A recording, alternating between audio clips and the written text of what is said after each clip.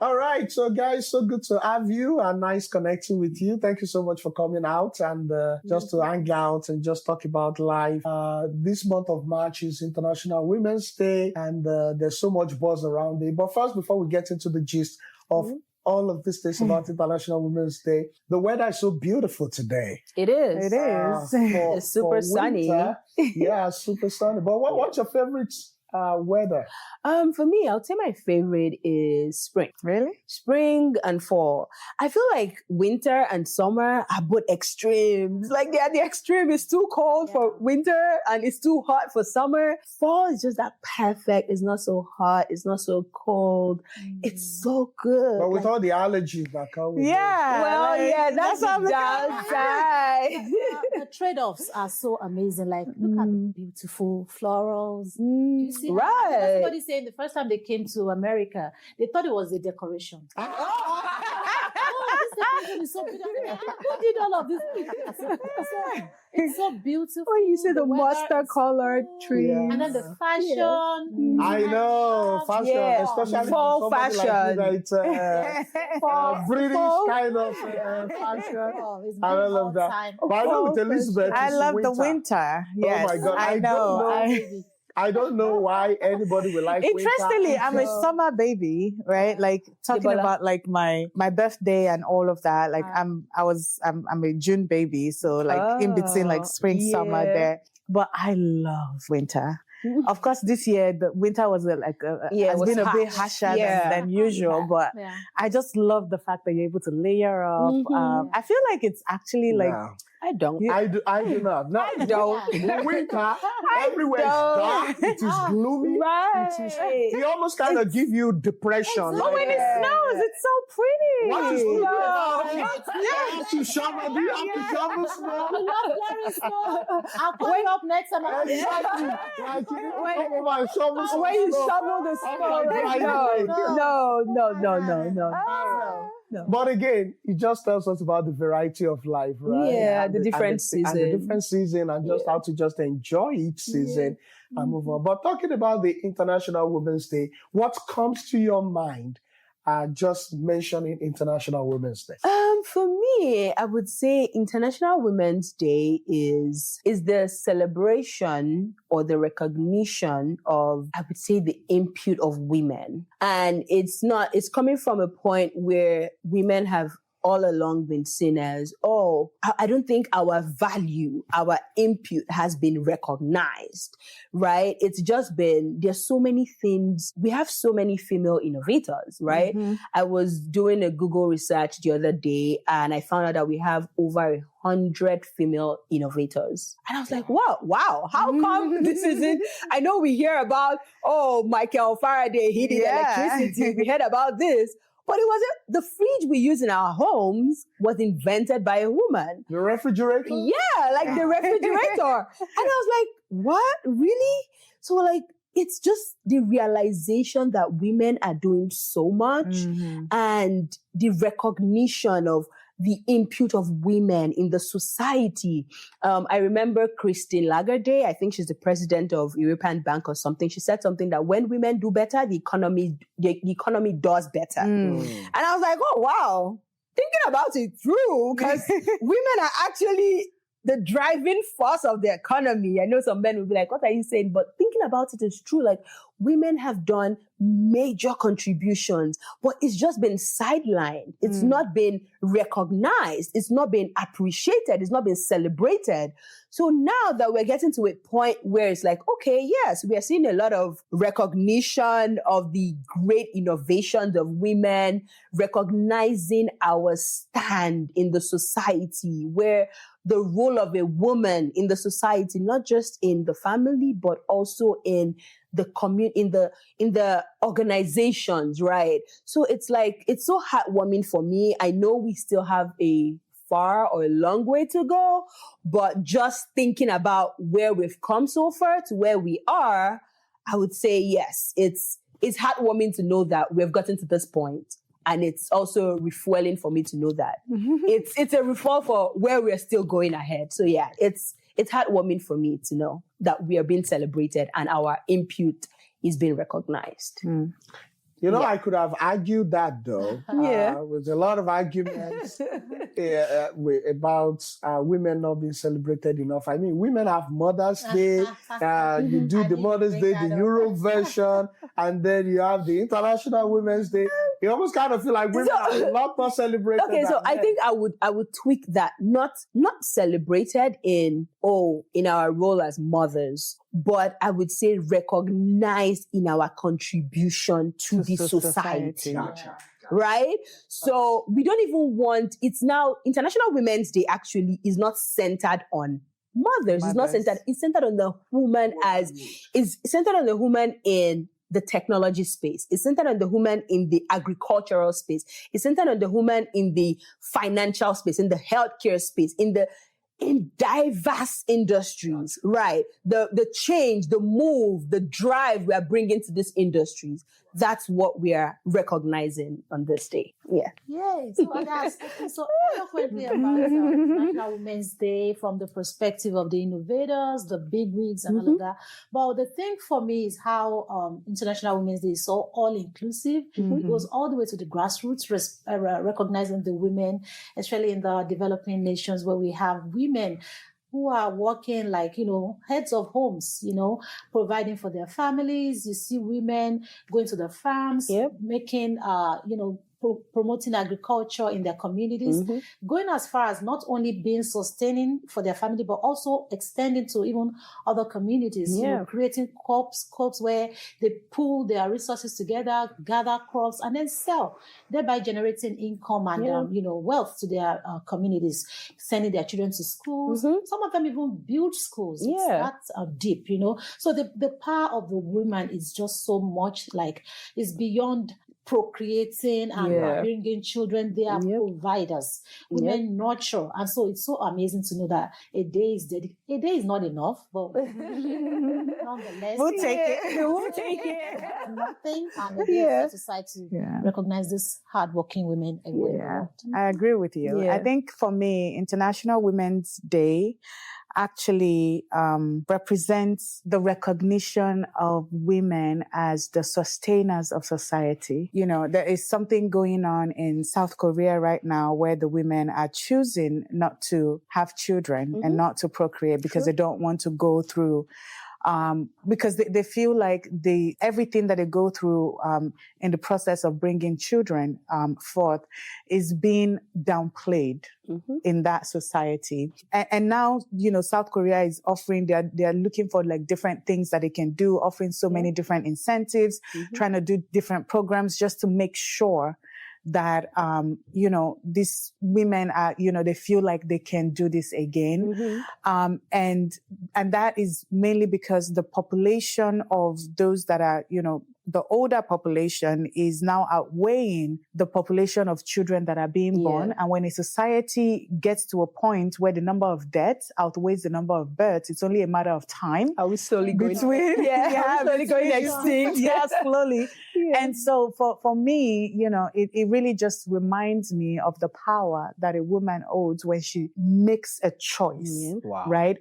Something as simple as, no, I'm not going to have a child can impact the whole society. And that's really, but also seeing it here in the United States with all of the things going on with this current administration, a lot of women are starting to say, well, if you're not going to have laws that protect me, if you're not going to have a space where I feel safe, then I'm just not going to, go through the process in the first place. And I think it's also just a matter of time before we start seeing that, variation in terms of the older population compared to the number of children that are being born. And that is when the society really knows that they are in trouble. Right? It's almost scary just hearing you talk about this. And I do appreciate what you guys said about the Women's Day, but this one, oh my God, it almost feels like if there's a revolution today. There's an extinction. Yes. There's an extinction. This is good. This is good. Just thinking about some of this conversation that we have had today, and Elizabeth's talking about even events in the news and the recent happenings. I know one of the significant ones that we've seen is the DEI, that a lot of organizations are now taking those policies of their. How does that make you feel as a woman? So I was looking at something on the internet, and it says that it feels like we went 4 steps forward, and now we are going 10 steps backward. Because look at it this way. So when we see the DEI, it's the diversity, inclusion, equity and inclusion. And equity stands for women, equity, not just women, but individuals, right? I don't want to just sideline it to only women. At the end of the day, what we're asking for is equalization in all sphere, in all fronts, right? We want equalization for both gender. And taking that off the table, we're indirectly saying a woman goes off to birth for 9 months, to carries the child for 9 months and then births the child. And do you expect her to come back to work the same week or the same month? What's your care for that woman that went through that thing? The other day I was researching and someone was saying that some companies don't even give women up to 3 months maternity leave. And I thought about it, I was like, when you say a woman goes through all those things, some women, when you hear some horror stories that are around childbearing and all those things, and you expect that in 3 months, this woman is back to work and delivering 100%. How? How does that, I don't want to say how does that make sense, but how does that make sense? That you can't spare this woman 6 months. We're not even asking, oh, God bless Canada. I'm not a Canadian, but they give 1 year maternity leave. But you're saying 3 months, this woman should be back to work. And then you say, oh, she's not delivering as well. She's not giving 100%. How is she supposed to give 100%? What if she's probably trying to even give a 50 at that point? Like she literally went through a life and death situation. And then you want her to just come back to like, oh, nothing happened at all. Just snap back into being that person, giving 100 at work. Yeah. So my fear now is, we are saying we are taking off diversity, DIE from the table is, are you telling me that the seemingly protection that a woman had, are you stripping that off? So are you not trying to tell me that, oh, a man does not take the 3 months of maternity leave? So, yeah, okay, take her off the table, please. The business needs to keep going. Are you taking that sort of protection that we actually thought we had? Are you taking that off the table?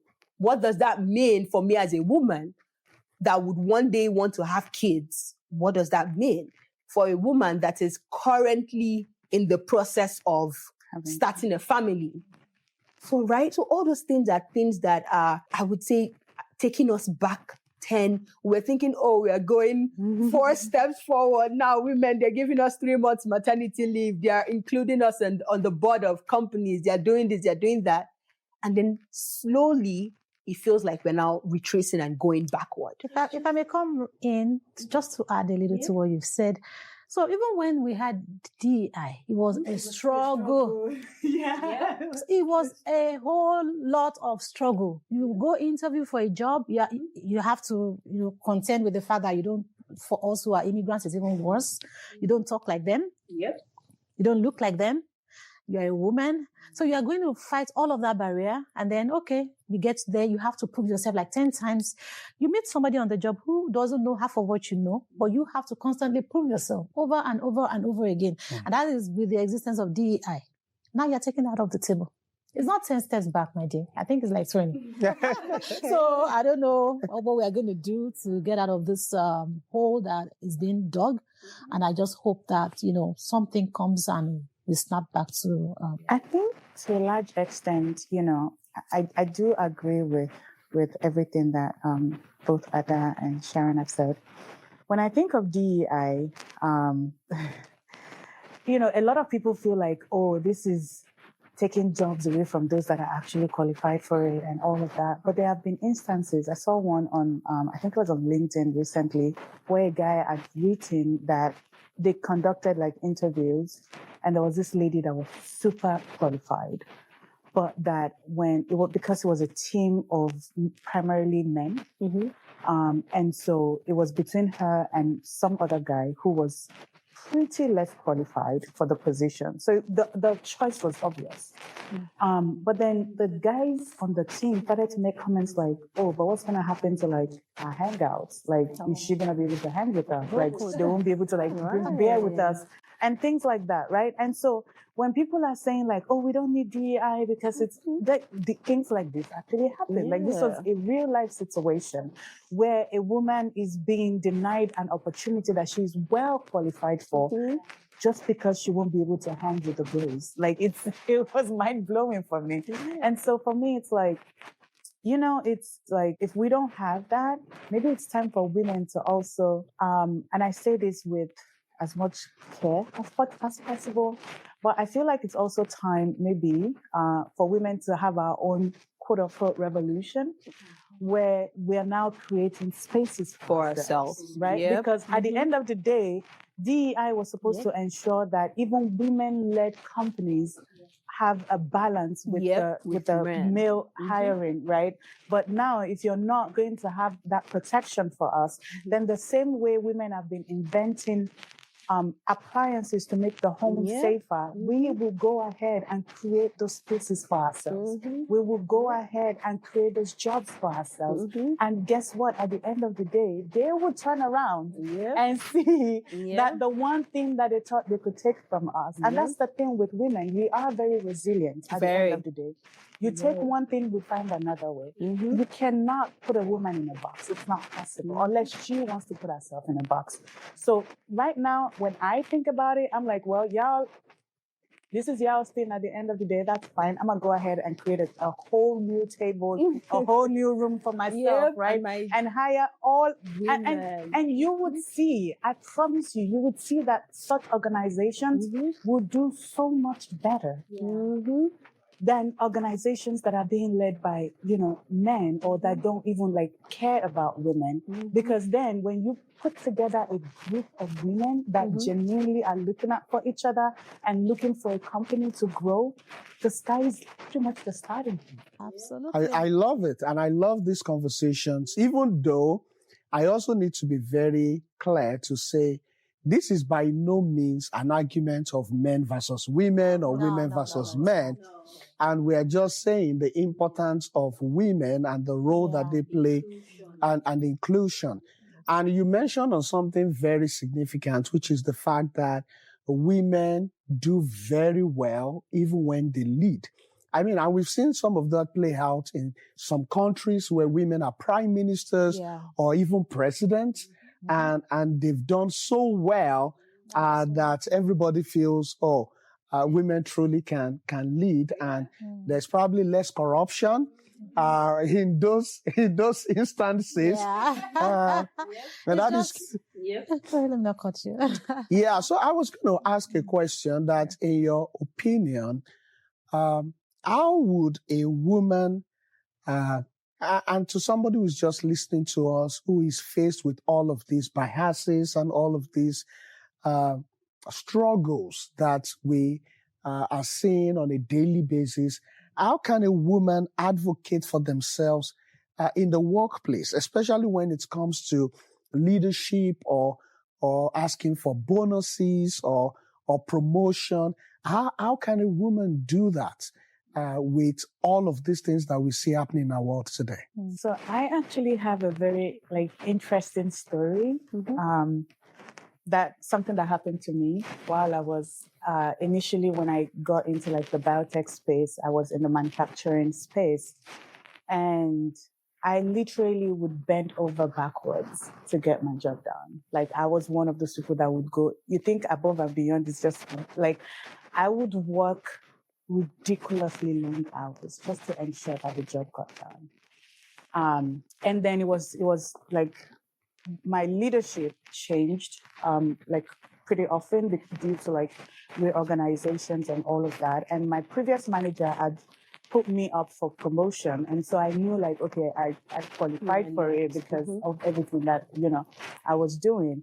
And then the new leaders came in, and even at that time, I was still doing my best. And everybody on the team were like, this girl is definitely going to get a promotion. Like, even when your team members are like, oh, that one's a no-brainer. Let's just see like all the other people that would be. And then the promotion round, it came around. I went in, spoke to them, told them, all the things that I had done, because I keep receipts, okay? Yeah. Like, I keep a record of everything. Very important. Yeah. Keep a record of everything. Always. Yes. Always. So I keep my receipts, all of my supervisors, when I talk to them, I let them know this is everything that I've worked on, this is everything I'm doing. And so when I went in to my manager at the time, basically went over every single thing I had done. And they were like, yeah, at the time, sadly so, my manager was a lady. And she looked me dead in the eyes and was like, yeah, we do appreciate everything you've been doing, but we would promote you to like a 2.5. So instead of like doing a whole promotion, they basically created a new category that did not even, like, it wasn't a thing, just so that I would not get what I was supposed to get. And in that moment, because these were people that, and I use people because there were two of them that worked hand in hand. There were people that had like said in public that, oh yes, they are racist. Yeah, they are pretty biased. And so I thought to myself, do I want to keep working this way?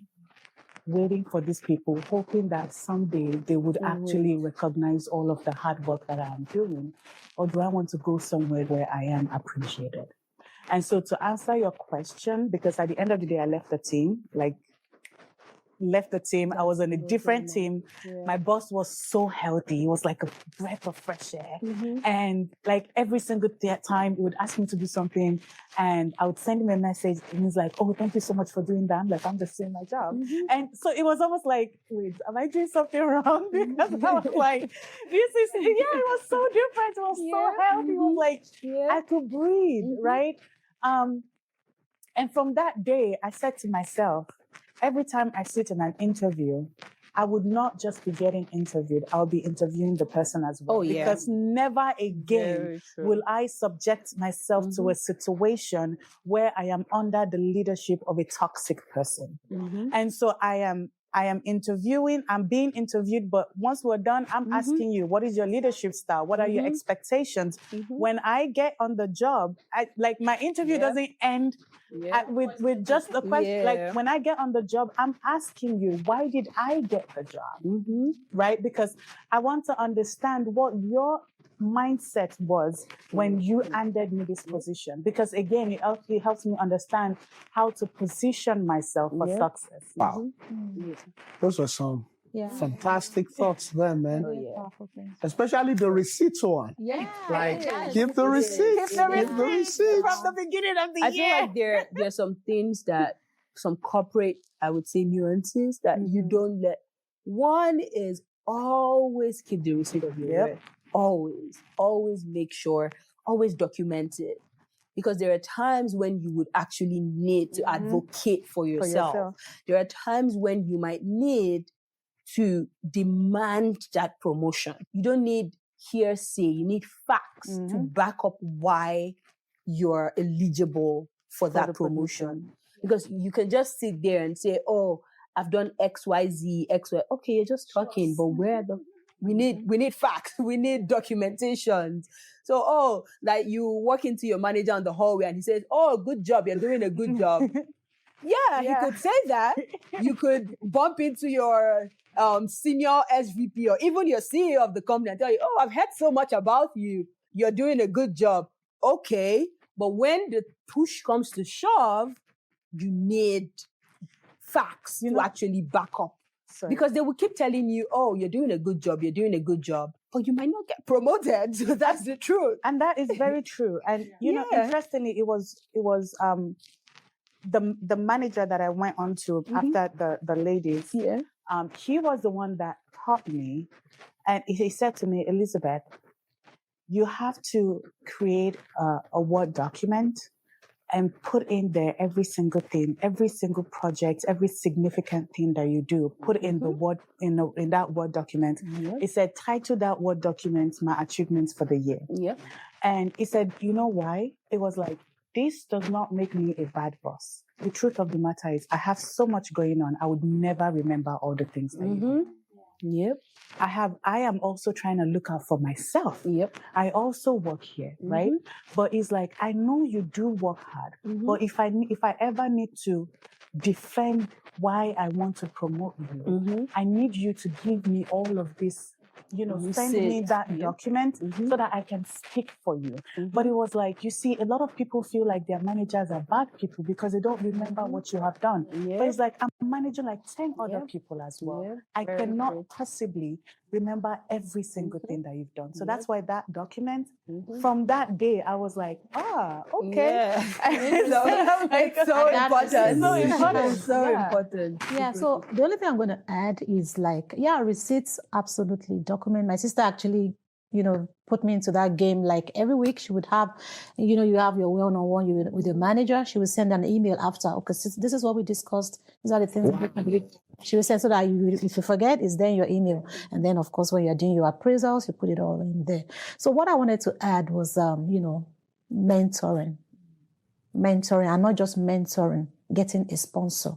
I heard one lady talk about, how mentoring is amazing. You get into an office, you get into a job, and then you find somebody to mentor you.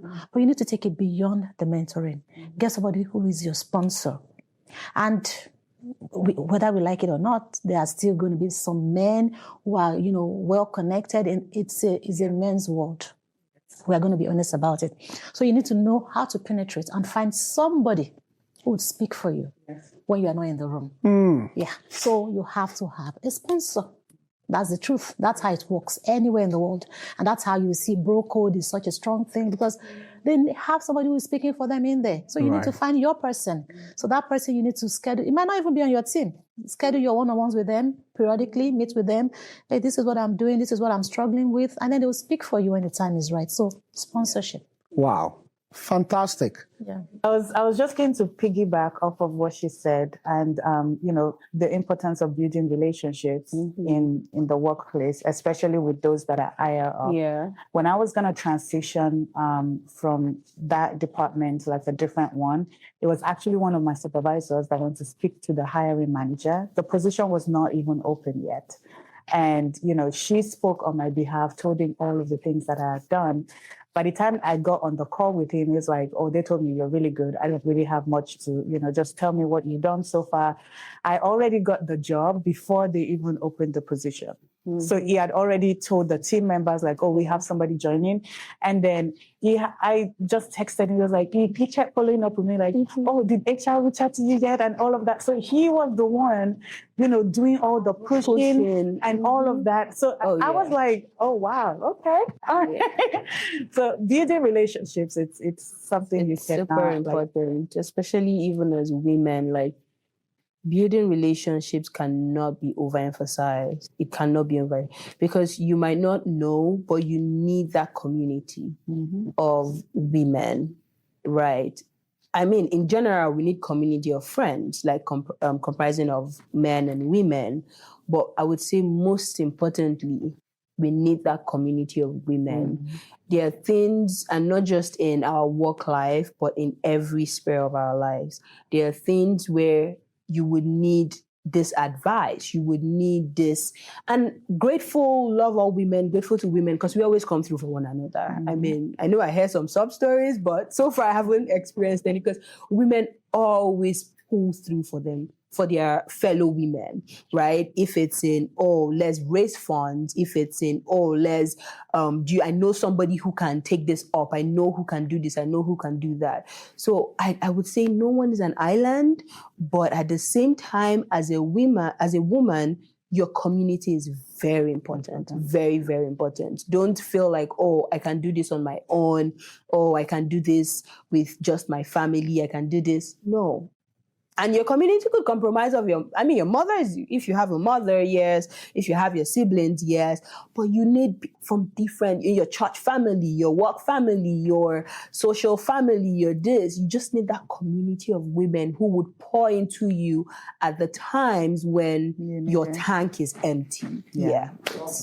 Great. Yeah. So talking about women supporting women and all of that. There's something that Elizabeth mentioned earlier, talking about these people at the interview that were women. And sometimes I've heard stories about people saying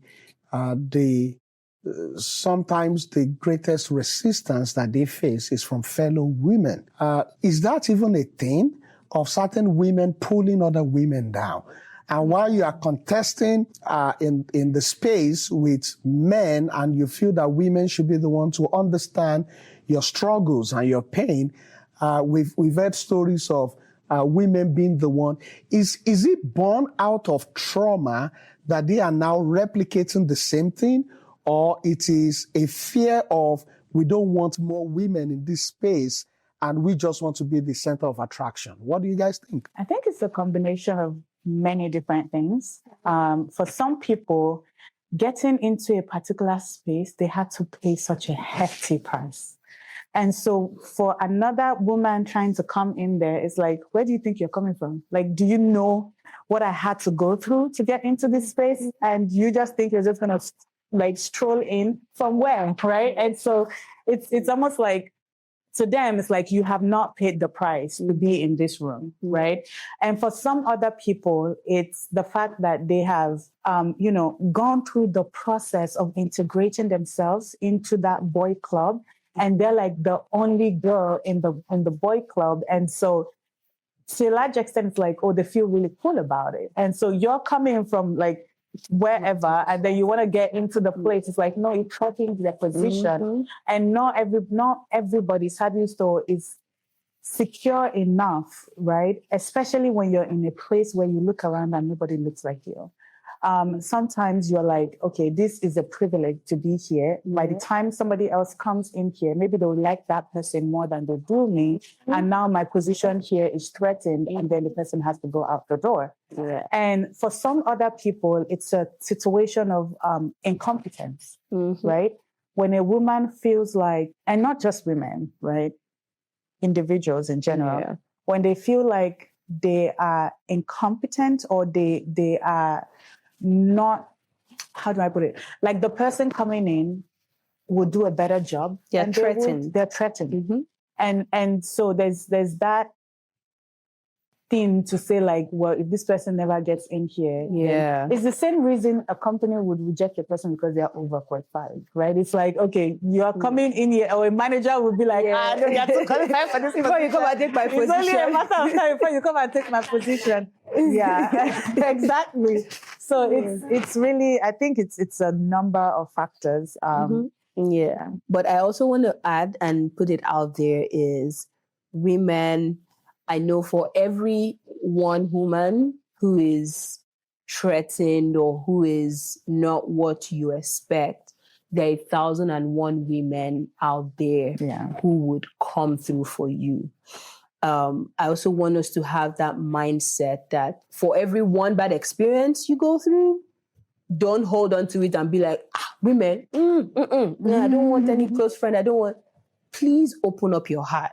Please open up your heart. There are 1,000. And the other day, someone on social media, one Ife guy on social media, put up something. And she said she had a story about a woman that had a bad experience. And she was like, and the woman was like, anything women, I've taken my hands off it. I'm never going to. And then she put on a post and she said, if you know a woman has ever done anything for you, write it in the comment section. That post had over 1,000 comments of women writing, oh, wow, a woman helped me start up a business. A woman helped me after I lost my job. She did this. A woman did this for me.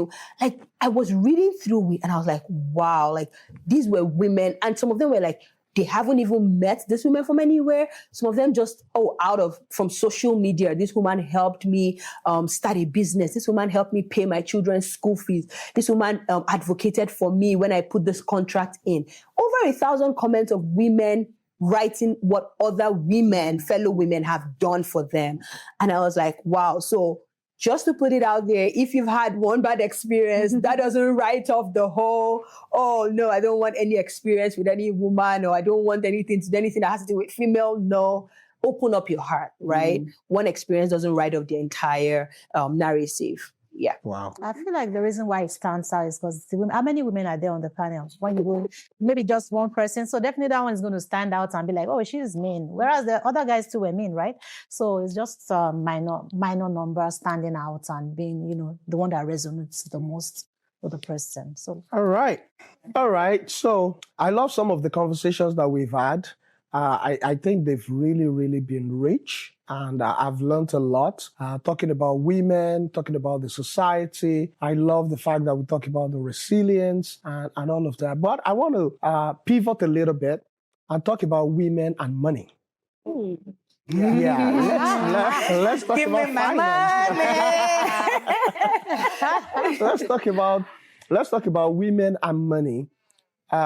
Men are usually more adventurous. They are more aggressive when it comes to money. But when it comes to women, they don't seem to be as at the sound or at the risk of sounding insensitive. Women seem to be easily contented. They don't seem to be as aggressive, as wanting it more. And I know that there has to be a balance of both, but we also want women to be out there pushing things. What would be your thoughts around women and money generally? Okay. So that's a great question, Dave. And you are very right. So I'm going to be comical. I'm going to make a little bit of joke about this. So I always say, God did not send us all the work we are doing. The work we are doing currently, right?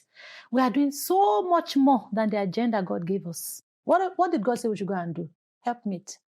But you see women taking on so many responsibilities already, right? Even in households where they are husband and wife, you see some women have taken on so much already. So I make bold to say that women are doing a whole lot. But having said that, I agree with you that there's a lot more we could be doing in terms of going out there. But I feel, I'm speaking for myself right now, and it gets to a point where you'll be like, who sent me all of this wahala? Why am I doing so much? I want to be a baby girl. I want to be spoiled. I want to, rest. Let somebody else go strive and bring the money. Let me take care of the house, right? So I think that's what comes into play, because I've talked to many. I have friends who are big up there, and they always say the same thing, like, I'm doing too much. Nobody sent me this thing, right? And then on one end, you see where there are people who are saying, oh, she's become emasculated. She's doing too much, right? Especially when you see a successful woman who doesn't have a husband, they'll be like, oh, it's because she has taken on too much responsibility. She's too successful. Then the men are scared of her.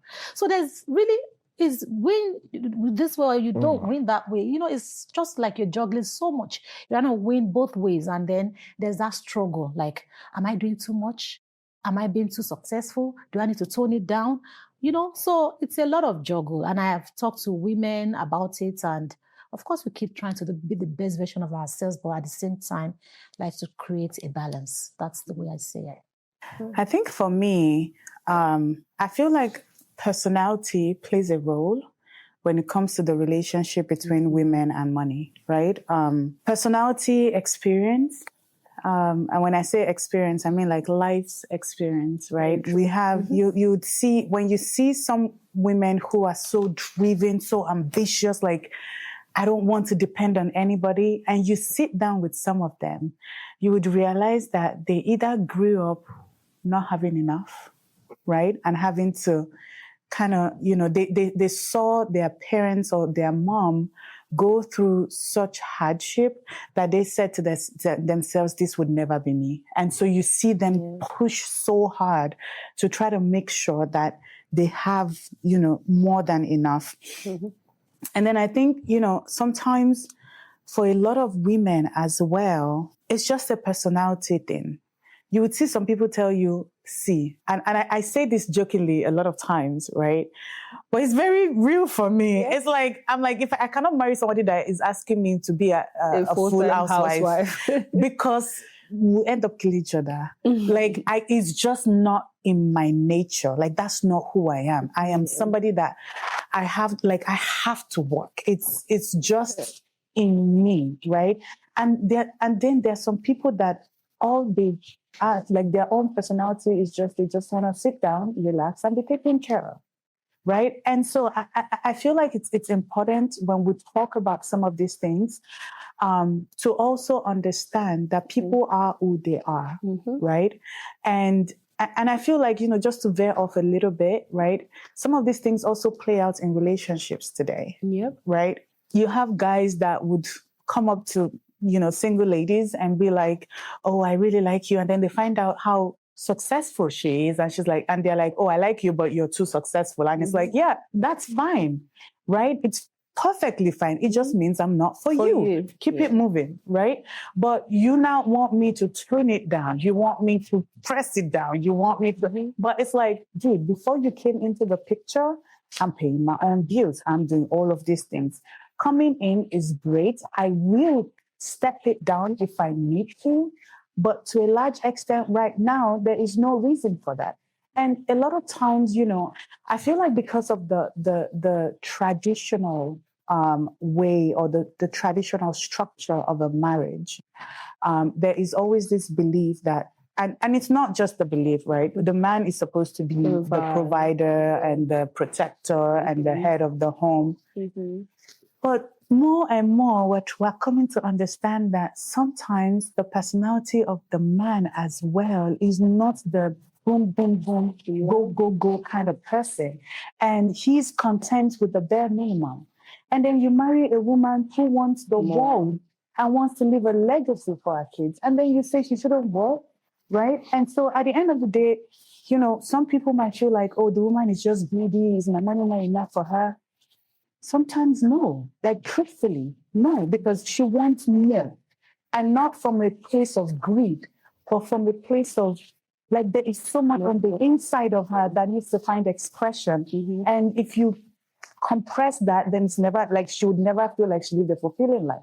So, To buttress what Sharon and Elizabeth has said is, growing up, right, we saw where financial independency wasn't something that was, I don't think it gained as much popularity as it has now for the women. Growing up, we saw where our mothers were okay with just being the homemaker and depending solely on the father as the provider. But with times shifting, now it's a case of, and not just with times shifting, but with things coming up where we've seen women having to go through so much due to financial dependency. It's no longer, I feel like financial independency now for the woman, it's no longer an option. So necessity. Yes. So we went through the path where it was an option, where our parents, our mothers she could choose to sell something, or she could just choose to stay at home and be a homemaker, and that was all good and fine. But in the current times that we are in now, financial independency for the woman is a necessity. And why I say it's a necessity is it gives you a choice. Yes. Right. Which is something that our mothers were robbed of. So now it's no longer, we're not even asking to be the Bill Gates money. We're not asking for the whole to immerse wealth. What we're asking for is financial independency to be able to make choices that we want to make as mothers, as women. So let's take it out from the home as a mother, but even as a woman, financial independency gives you that choice, or gives you that option to be able to choose, I don't want this. I want this. I can deal with this. I made this choice based off of, it's not being clouded by, oh, I have to depend on this person. That's why I am in this situation. So right now we've moved from, it's an option to now it being a necessity. Wow, I love that. Sorry, if I could piggyback off of what Ada just said, I think you hit the nail on the head with that one. Speaking to like the single ladies today, that thing of having your own money and how it really helps in even the person that you choose to spend the rest of your life with. Because when you're not under financial pressure, you're not under societal pressure, you can really sit down and decide for yourself, is this really who I want to spend the rest of my life with? Not because you had money or you can take care of me, not because, oh, your age is running over, blah, blah, blah. Like none of that. Like just really, is this who I want to? And now you can look at it from the lens of purpose. You can look at it from the lens of the vision that you have for yourself. It really does give you joy. Yes. So it's no longer an option. It's now a necessary, especially as a single lady. Like it's a single lady, even the married ones, because there are people who have been stuck in marriages where they were victims, their children were victims, and they couldn't move because. And I'm talking real life. I have people that I know that they would listen to narcissistic men, deal with them every day. They couldn't make any move because they had no choice. They didn't have financial liberation. They didn't have anything. They didn't know where to go. So really, like you said, it's not an option. Everybody needs to be like financially liberated and independent. So liberation and women freedom or emancipation comes from the fundamental of being able to live a good life without being dependent on somebody else. Absolutely. I love that. But just to touch on that a little bit and to milk it a bit, we've also seen some other form of abuse, not just financial abuse in terms of at home now, but we've seen situations where women are also subjected to some of abuse or even dominated. How can a woman, and perhaps somebody is just watching this podcast or listening to us, what would you say to that person that is verbally abused or somebody that is emotionally or mentally? What advice would you give to them as a fellow woman? So I would like to answer that question because, like I said, I have a real life experience of somebody who went through that and what these men do. And it's so very subtle because in that kind of situation, most of the time, there is money. Money is not the issue. So on the outside, it looks like, oh, you are well taken care of. You're living in this beautiful house. Your life is good. Meanwhile, every day, this man is saying negative things to her. You're useless. You are worthless. Wow. In front of the children, right? Pretty much drain her self-worth. She doesn't believe she can do anything. So that kind of person, and what these men do in those kind of situations, the first thing is they cut you off. You don't have friends. So a woman, I say it every time, you cannot say you are a successful woman and you don't have friends. Nobody says have a committee of friends. You don't need a committee of friends. Even if it's just 2 good friends you have, you need them. Because once a person is able to alienate you and isolate you, you're done. You're finished. So this person, I got involved and then I was speaking to her life every day. I'd be like, babe, I know you. I know your worth. I know what you've done. I remind her because she forgot. All the things she'd achieved in the past, she totally forgot. So I would constantly remind her, you did this. You did this. And then she'd be like, it's true. But she would go again and she'll forget. So it was a constant reminder before she could be able to find herself again. So imagine if she had cut me off totally. She would be finished. And that's how you hear somebody slept and didn't wake up or something. Because once you've lost your worth, what's remaining? So every woman needs good friends. Good friends. Doesn't have, like I said, it doesn't have to be like 10, 15, 20 friends. Right. Just get yourself 2 good friends that you can talk with. Because narcissistic people, they will cut you off from the source, from the people that can breathe life into you, speak words into you. So it's so important. That's my advice. Get good friends, have good relationships, people you can talk to, will listen to you, counsel you, and can take it from there. I think for me, I can't really speak to those who are already in it because I'm not married yet.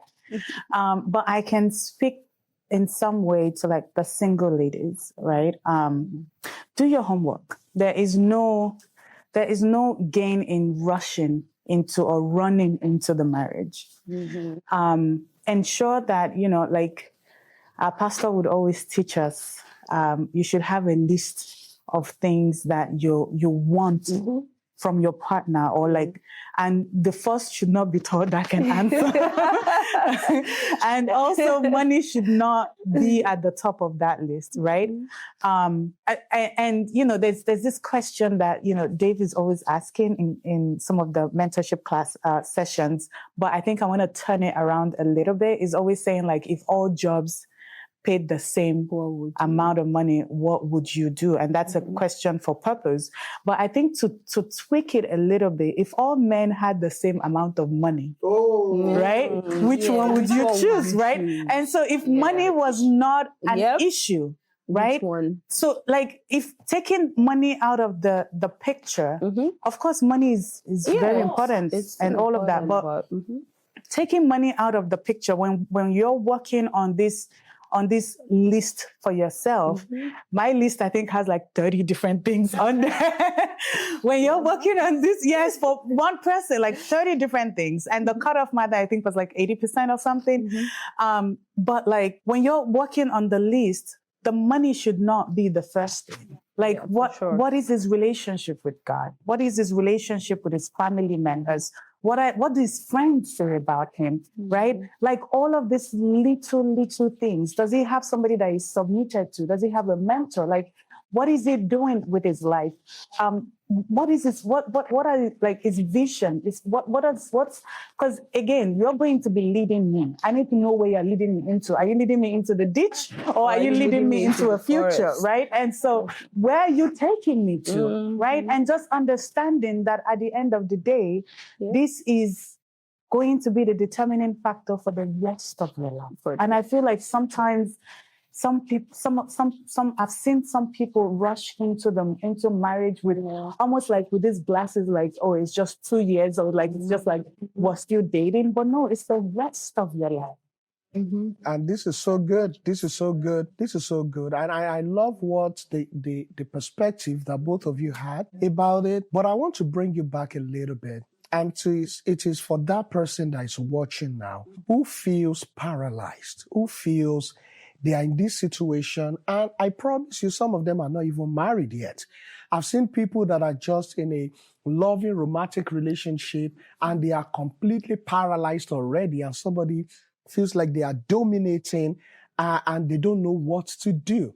I love what Sharon said about don't cut off your friends.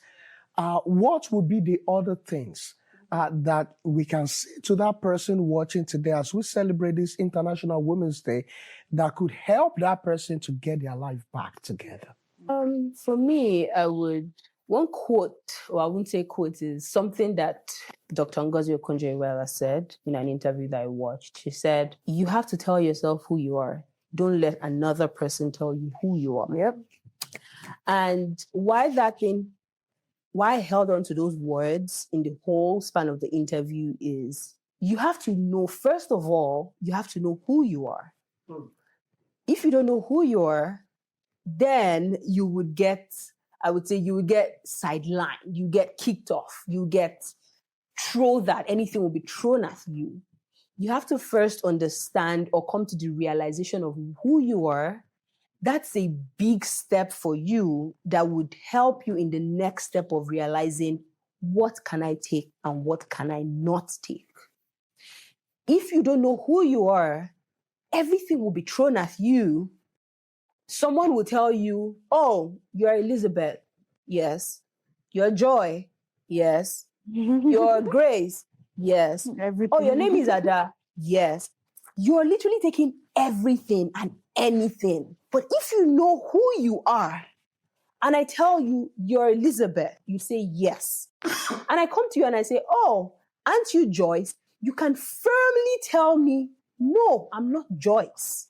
No, I'm not taking that. No, I'm not sitting for this. No, I'm not going to be involved in this. Right. So the first step of you knowing who you are, right, I would say it's a huge step, which gives you a whole lot of opportunities to be able to make decisions, to be able to frame the life that you want. So before you even get to the point of alienating friends, you have to first say, because as much as we say, oh, friends, family, there would be those silent moments of only you by yourself. What are you telling yourself? They won't be with you all the time. I mean, your friends love you to death. Even your parents love you so much to death. But they would not always be there. So that sense of purpose That sense of knowing, Self-worth. discovering Who you are and has your to self-worth. by yourself. You have to do it by yourself. I On your love that. own, actually. Yeah. I love So that. that's where, I mean, that word really stood out for me. She was like, yeah, nobody should tell you who you are. You have to tell yourself. So even if you choose to say, I am a whatever it is, I want to be stepped on, I want to be kicked about, you would be able to take it because you have told yourself that. Yeah, fantastic. And I love this. And it reminds me of something, that life is about a warfare of words. And all of us, we sometimes underplay the power of words and the things that we hear.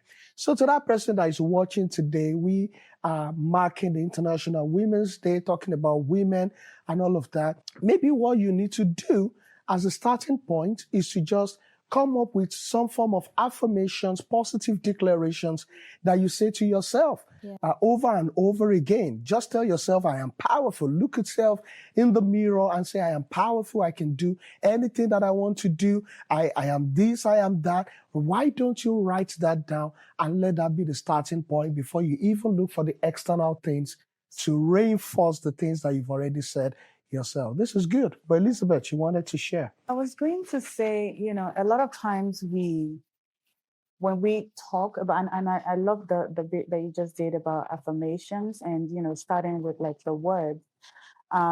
But for that person who's currently in that place where they feel like they have hit rock bottom, you can't go lower than where, the person currently is. One thing I would say is reflect, right? There is something, a lot of times people don't want to sit by themselves and think on some of the things that have happened and think on some of the things that have happened in, probably in their day or in recent times or things like that. But it can be very, very helpful, right? And sometimes I know it's painful because like those memories are not particularly like the nicest or the best. But there is something, and this is, I'm speaking from like personal experience, right? The growth is in reflect. As crazy as it seems, you only grow when you know the things that you're able to measure where you're coming from. Ooh, if I may just stop you 1 minute, and I'm sorry to interrupt you, but my mom used to say something growing up, and it used to look like it wasn't a positive thing. But now I think about it and what you just said, and it is very positive. And here it is. And I know a lot of us, especially those of us that grew in African culture and background, say, don't you think? Don't you think? You do something and they say, don't you think? Don't you think?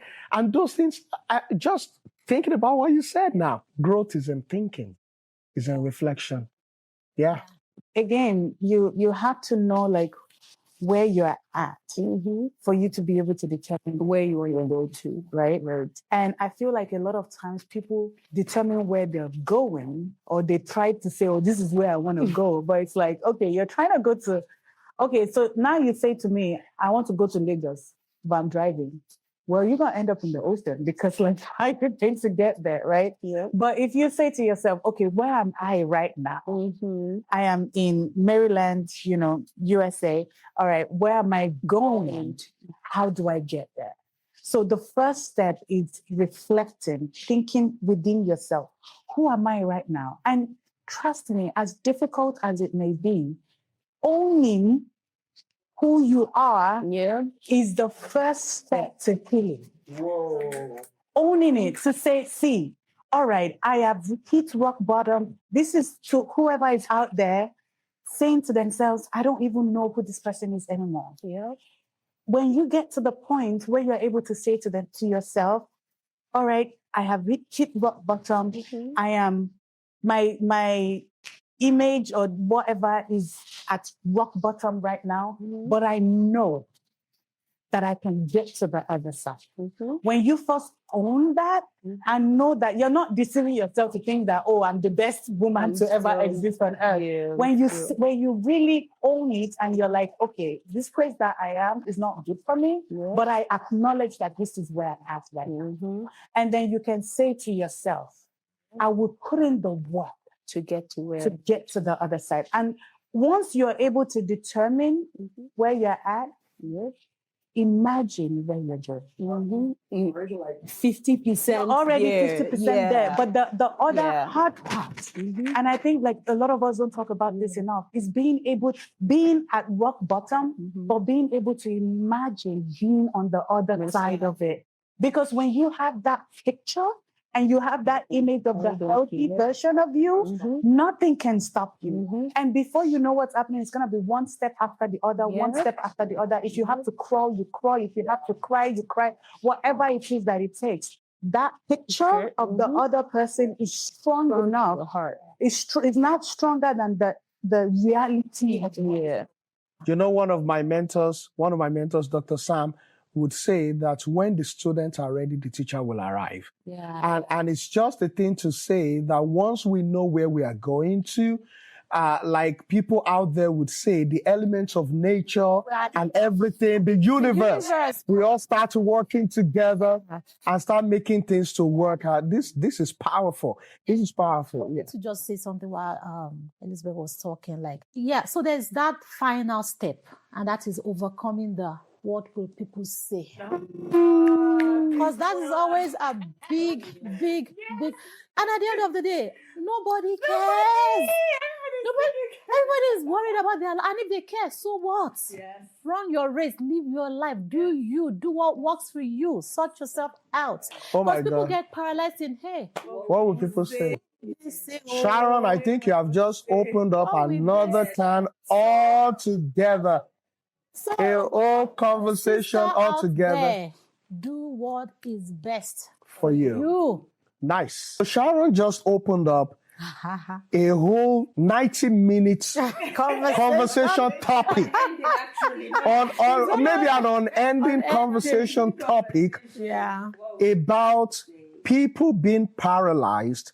And when we say people now, we're talking more of women, since this is a conversation around women. That sometimes need help, but are ashamed of where they are, and the fear of shame, the fear of what people say. What will people say? What would you say to that person if there was somebody listening to you right now that you can say a word or two to? Oh, anybody, right? Yeah. Go. I would say at the end of the day, it's you. It's your journey, right? It's what would people say that they've spoken about it too much is that they'll talk about it a year. They'll talk about it 2 years. And people would move on. That's the absolute truth. The truth that people don't feel, and when I say people, is you in that situation that's going through that thing. One thing you fail to realize is that I feel like you're painting it bigger than it is. Quite frankly. Because you're thinking that, what people are doing morning, afternoon, and night, once they wake up, talking about... That's too much. It's too much. It's too much. Quite frankly, they will talk about it, yes. And they'll move on to another thing. Yes. I'll always be breaking this.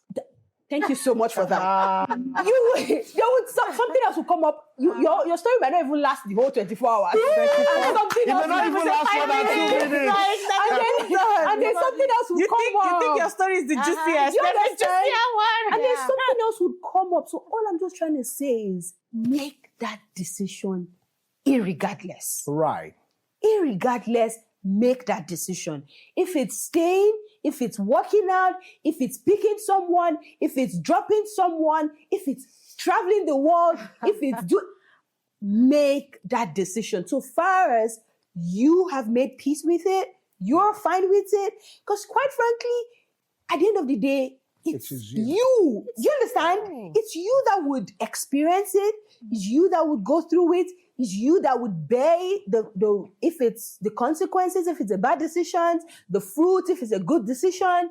It's you that would. You are the center. You are the soul. Nobody else is. The most people can do is people who love you so much can probably feel a bit of the, would I say, emotions or feeling. Right. But at the end of the day, it boils down to you.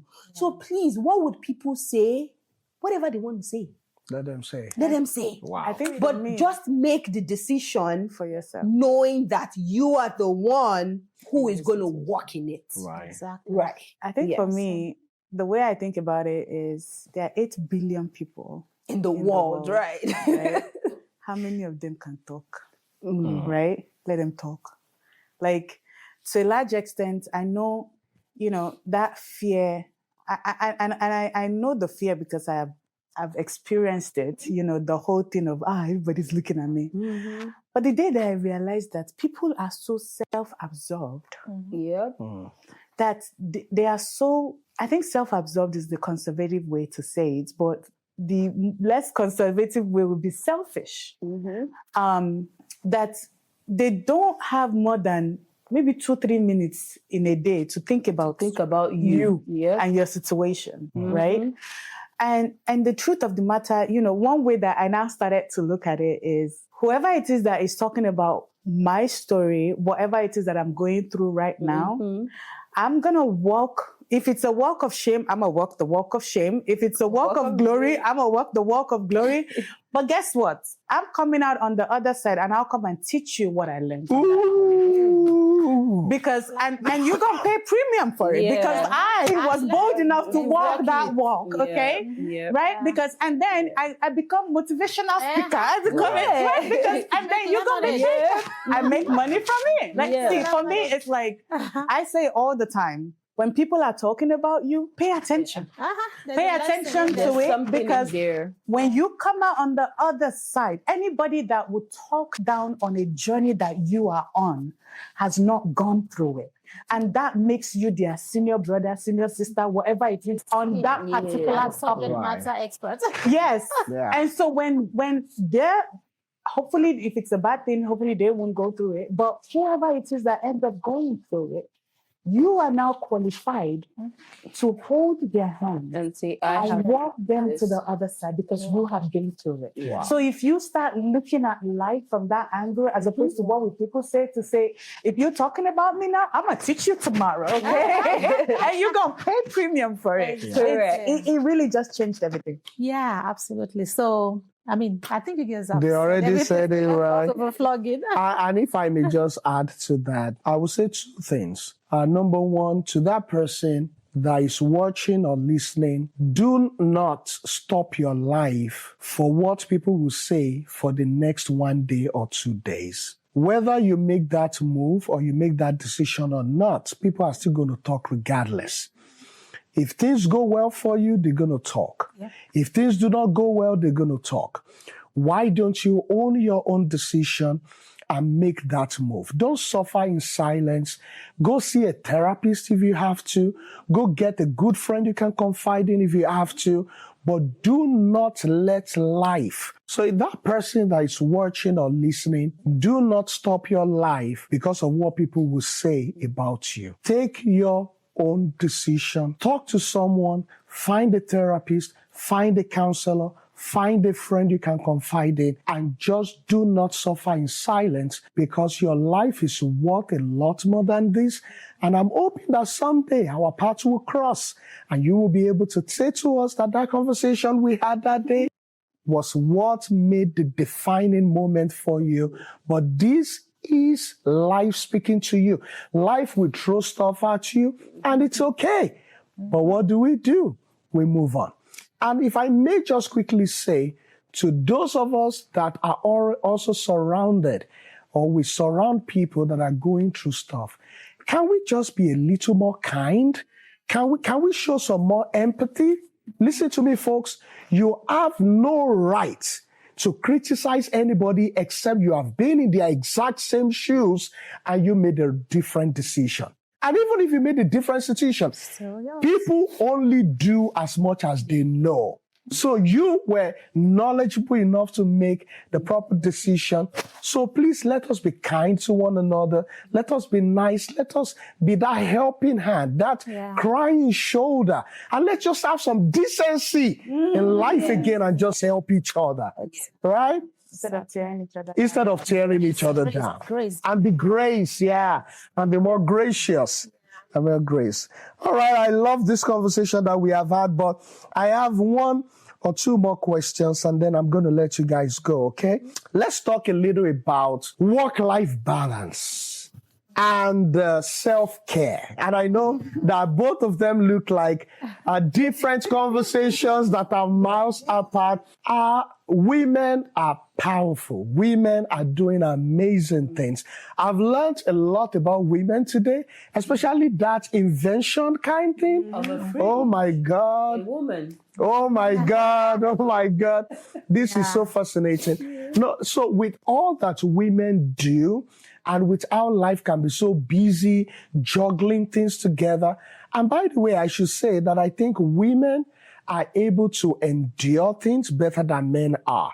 And even in the anatomy or the psychology or the way men and women are built, right? Yeah. But as women, having to juggle all of these many roles and do these many different things in life, what are your thoughts around work-life balance and also that space of self-care? So that's another never-ending topic. We could talk about that forever. But, I mean, we have to talk about it. So, for me, the way I've come to approach it is that I have learned to prioritize myself. Because one thing we tend to do as women is we always put ourselves at the end of the list. Think about your husband, think about your children, think about your folks, your friends, and then you have maybe one last minute thing. Okay, I'll do this for me. So I've learned to prioritize myself. And how do I do this? I've learned to know my strengths and embrace my strengths, know my weaknesses, and I've learned to accept help. Because one of the things we tend to do is, I call some of my friends, I call them Mrs. Armstrong. My hands are strong, they can do everything. So nobody sent you. There's no prize for martyrhood. If you waste yourself and you expire, guess what? Your husband will continue his life. You will marry somebody who wants their life. Your children, they will cry, but they will continue their lives. It's true. It's the reality. Really, we need to know our limits. We need to know our strengths and our weaknesses. Don't kill yourself, right? Yeah. Look for outsource things that you cannot do. You don't have to do everything by yourself. If you need to get somebody to help clean your house, do it. But at the end of the day, by the time you do the math, the amount you think you're going to spend is not that crazy, right? Even if it's just twice a year, get somebody to help you out.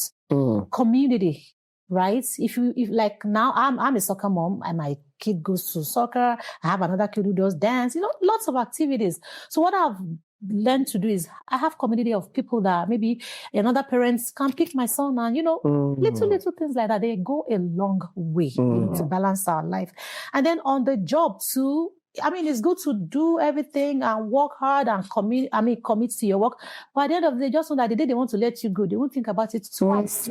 So prioritize yourself. Don't be the worker that will not take vacation. Don't be that person that will be, very good person. She's always there. No, take your leave. Take your PTO. Travel. If you're tired, take sick leave. Rest, So it's just little things. That's what I've been doing. My friends, if I feel like, I'm feeling a little whatever, call a couple friends, babes, let's go somewhere. Let's go there. Let's go karaoke. Little things. It's not a lot. You don't have to spend a lot of money. Yeah. Just be intentional about prioritizing yourself. Summary, do not kill yourself. Don't kill yourself. I mean, I would say to emphasize what Sharon has said, which I really love so much, is, so I was listening to an interview by Indra Nooyi. I don't know if we know her. She's the former CEO of PepsiCo. Oh, yeah. How, you can imagine how busy she is. So they asked her this same question. How do you balance work-life balance, basically?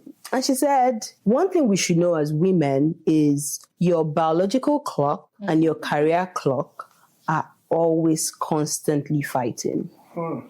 So you have to plan it out carefully. And what that made me think of is you can't pour from an empty cup. Now think about it. Like if you are empty, if you are tired, if you are overwhelmed, if you are frustrated, you can't pour from an empty cup. So if you're saying, oh, I'm walking around even a machine that works. There are times when you have to turn off when you have to turn off the machine for servicing, for repairs, for this. Now look at us as human beings. I would say work-life balance, people tend to say, oh, it's non-existent. It's non-existent. It's not like work-life balance. The line is blurred. It's not blurred. If it's blurred, paint it more. Like, redefine that line. Because at the end of the day, you cannot, all I keep telling myself is you can't pour from an empty cup. So you have to pour into yourself. Pour into yourself, meaning whatever it is that's your form of self-care, prioritize it. Because at the end of the day, things would, like she said, things will still move on. Things will still get done. You leave that, you get fired on that job. Trust me, the company would either hire someone else or delegate your responsibility to somebody else. You pass on today, your family would still function. Your kids will eat. Trust me, your husband would. So things would still, as sad as it sounds, things will still move on. So at the end of the day, we need to, in those moments, you need to be selfish. You know when you need that rest. You know when you need that break. You know that, going to do your nails is some form of self-care for you. Go do it. You know a vacation is some form of self-care for you. Go do it. You need some time off work. You feel overstimulated. You feel overwhelmed. You need some time. Take it. It doesn't mean, and one thing that does is it re-energizes you to keep going, to push. So when you're coming back with a full cup, you're able to pour better. You're able to think clearer. You're able to make better. Your output is better. Yeah. So it's not even, when people say, oh, work-life balance, that line is blurred, I always tell them, get that paint, get that roller brush and paint it again and repaint it. Yeah. So yeah, that's what I say. I think for me, work-life balance, I've always, sadly, so I'm one of those people that is like, I'm not sure that that's really a thing. Yeah. And the main reason, I kind of question that is the fact that it's work-life, right? For me, it's like some people, work is their life, right? And so that for me kind of excludes certain type of people, right? And for some people, working is self-care. It's very weird, trust me. But there are some people that working or doing the thing that they love, working on something that they love, is their own form of self-care. And so where do they find themselves in this bucket? So when you find yourself in that bucket, it's more of doing something that is not, I would say for me, is doing something that is not mentally straining for you. So, but the funny thing... It's giving you joy. Yeah. So for me, I'm like, because a lot of times when we say work-life balance, it's almost like people see it as taking a break from work. Right. Sometimes it's taking a break from life. Actually, or it could be the other way around. So you leave the children and go. Yeah, like follow me. Let me and sometimes it's taking a break from home life to focus on work. It's a very interesting dynamic. That's not for me though. I love to plan my vacations. I love to plan my self-care days and all of that. Yeah. But I say that because I was listening to an interview with Jeff Bezos one day, and I think I shared it with a couple of friends of mine, where they were talking. They asked him about work-life balance, and his response was, he feels like that is a thing that was kind of put together that really doesn't make sense. And he was like, because what exactly is work-life balance? Like, please define it for me. Because to him, it's like, I love what I do. It's like a person looking for work-life balance more so would speak to someone who's not as passionate about the work aspect of their lives. It's like, it's not something that energizes you. And so it's like, if you're looking for work-life balance, maybe what you really should be doing is looking for the right work to do, like the right thing for you. right? Because there are times when, when I'm working on a project that really energizes me, time flies by and I don't even realize it, because it's like I am doing the one thing that I love. When I take a minute from it, it's almost like, oh my God, I miss it. I can't wait to get back from it to it. And so even when I take like a vacation to say, oh, let me go enjoy the things of the world, I am constantly looking forward to getting back to it because I love it so much. Meanwhile, I'm doing something that I don't enjoy. In 3 hours, I am drained because I'm like, nah, this thing is draining me and all of that. And so I think to a large extent, work-life balance is very tricky. I think if we focus on it, sometimes it keeps us in a cycle, or that could really keep certain people unhappy because you're really trying to find happiness outside of the things that currently make up your life, as opposed to trying to find happiness within it, trying to find the balance with it. Yeah. And just to preach on, I feel like Oyinda brought, and if you would agree, Oyinda brought a different perspective to this conversation. Right? We also, when people hear work-life balance, they think, oh, but we should also look at it from the perspective of when people say work-life balance, you love your job, you're passionate about what you do, you love what you do, but you also have to make sure that it's not at the expense of other important things or other aspects of your life are lacking from this. So, for instance, you're probably a family man or a father. What's family man? That sounds ancient. You're a father, right? We know you love your job so much, but are you making time out for your kids? We know you're so passionate about the project you're working on, but hope your home is not. You get, so where is that balance? Hope something else. So we need to make sure that there is nothing that is, there are times where some things would take a higher priority, and things would, one thing would suffer. But hope is not the constant.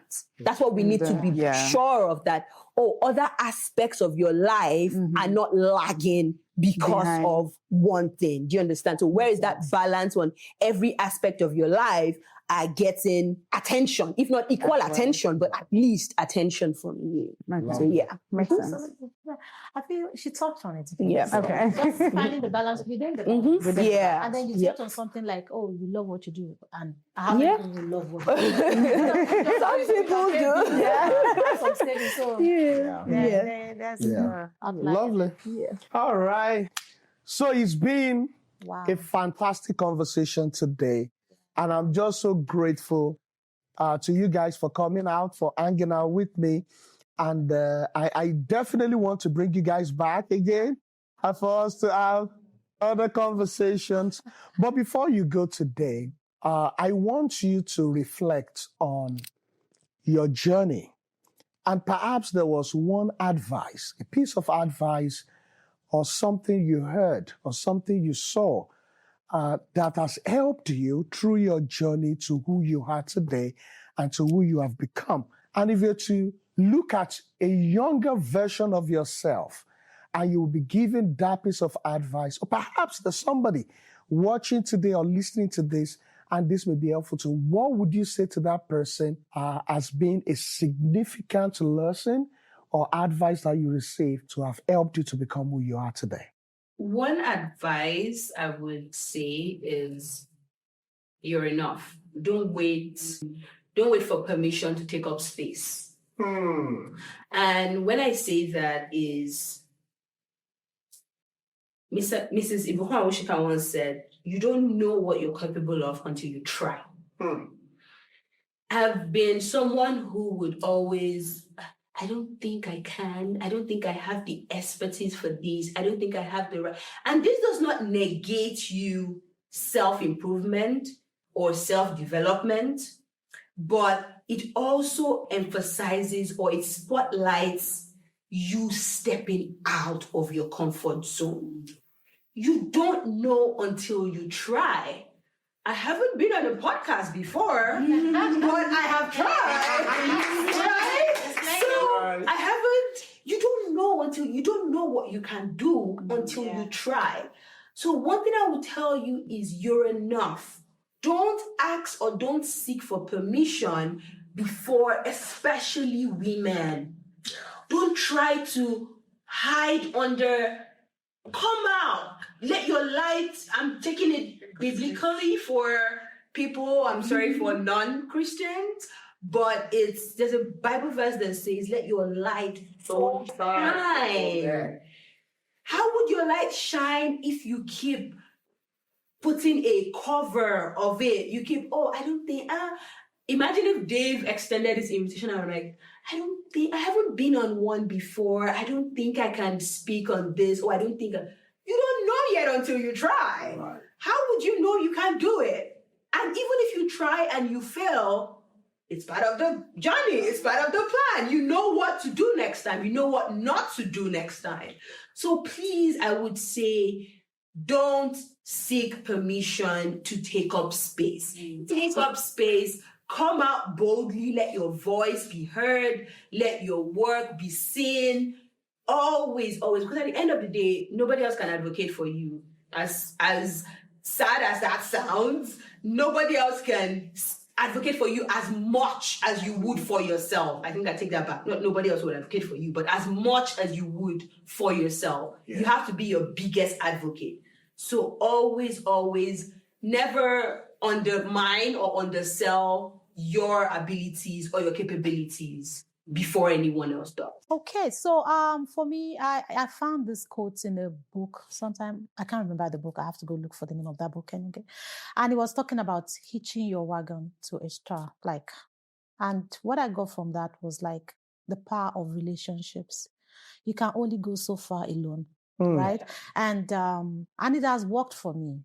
Like Dave right here, the minute I can trace so many successes in my life to this young man. Because what I've done in my life is like, I like to build this circle, this very small, tightly knit circle of wonderful people. And each person, I learn from them and I run with them, right? I understand what they're doing, identify, the things that are lacking in my life that is, available in theirs, and I pick from it. So what am I trying to say? You can go far alone, but you can go further in relationships. So that's one of the things that has worked for me. I constantly embrace it. I'm the person who, any interaction I have, whether it's a little kid, 1 year old, 5 year old, I must learn something from that interaction. An interaction is not complete for me until I've learned something. Wow. Like today I've heard Elizabeth speak. I think this is the first time we're actually having. Yeah. I've picked a lot of things from her. She doesn't know, but I've picked things that I'm going to use in my next conversation. Same with Ada. So that's the kind of person I am. I feel like I'm constantly learning from every interaction. So it is important for me, relationships and leveraging relationships. Wow. Yeah. I think you guys are. There was something that one of my mentors said to me, and I think to date it still drives a lot of the things that I do, and that is that you are. And when she said that, I was like, she's like, you see, a lot of times we talk about brands and we think about products, we think about all of these other things, but she said you are a brand. And so you need to always show up as you. You need to always fill up a space as one. You need to know that every single minute of my life is a part of the story. And so how do I want it to be written today? Right? And she was like, when you start looking at yourself from that angle, you invest in yourself. Right? Yeah. Invest in yourself in terms of paying premium to put yourself in certain rooms, if that is what it comes to, right? Putting in money to take care of yourself, to invest in different things that has to do with you. And I know some people would hear brand and it will kind of just fly over their head because they feel like it's just career. But even in the home, right? A brand is a complete 360 picture of your life, right? And so how do I want to show up as a wife? How do I want to show up as a parent? How do I want to show up? What does my brand represent? What do I represent? And she was like, define it and then go be it. Right? Spend the money, read the books, whatever it is that it takes to become that person. She was like, a lot of, you look at Nike today, Nike didn't start as the sportswear giants that it is today. It started really small, but they knew, they had a vision of what the brand